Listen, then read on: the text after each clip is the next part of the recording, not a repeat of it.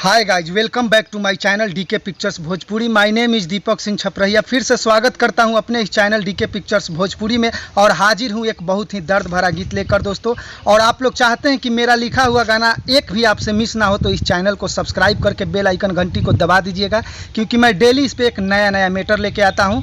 तो आइए दोस्तों, आज का मैटर करते हैं स्टार्ट। कि चलिया वो जान हमारे मंडक से भाग के, कि चलिया वो जान हमारे मंडक से भाग के, बुझा दो तू लागल हमरा दिलवा में आग के, बुझा दो तू लागल हमरा दिलवा में आग के, ना तो बर्बाद होई जाइब हम आज से, ना तो बर्बाद होई जाइब हम आज से, चलिया वो जान हमारे मंडक से भाग के।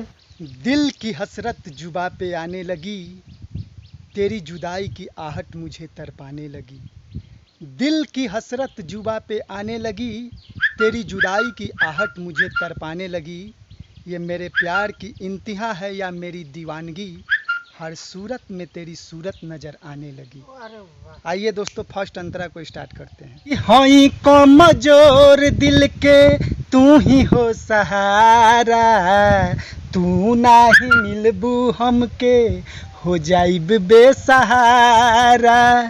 हई कमजोर दिल के तू ही हो सहारा, तू नाही मिलबू हमके हो जाइब बेसहारा।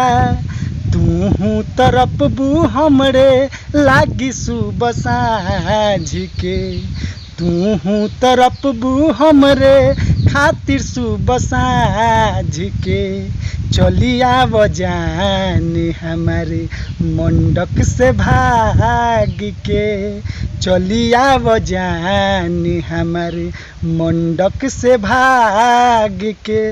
दोस्तों, अगर इससे भी ज़बरदस्त अगर आप मैटर चाहते हैं तो मेरे डिस्क्रिप्शन में जाइए, 1 से लेकर 17 तक का लिंक दे दिया, वहाँ से एकाएक ही सब गाना को देख सकते हैं। और मस्त गाने लिखवाने के लिए और इस गाने को भी लेने के लिए हमारे पास कॉल करें। हमारा नंबर है 6203 40 80 47।